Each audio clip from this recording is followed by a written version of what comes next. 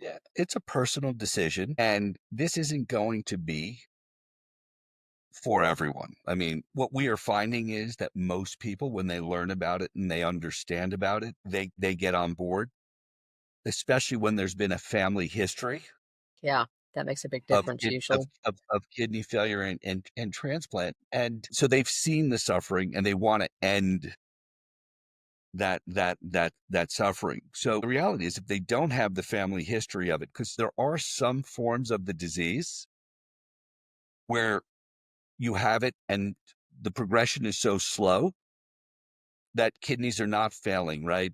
In my wife's family, it's a relatively aggressive form, and we know what we know what we're looking at. So I would imagine the patients where, oh, I have PKD, but they don't feel the urgency to end it.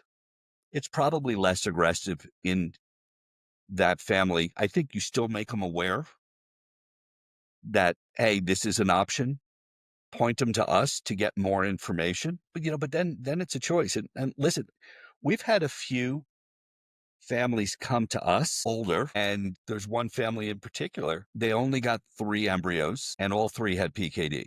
And I was thrilled when they chose, well, we're still going to have children. It's not a reason not to have kids. This is an option to provide that generational health. I couldn't imagine life having not had my wife or my kids. This isn't ARPKD where the kid doesn't survive the first year. But again, knowing what this disease does and the impact, if you've got the opportunity, not pass it on. We do think that most people will opt in, but completely respect those that opt out.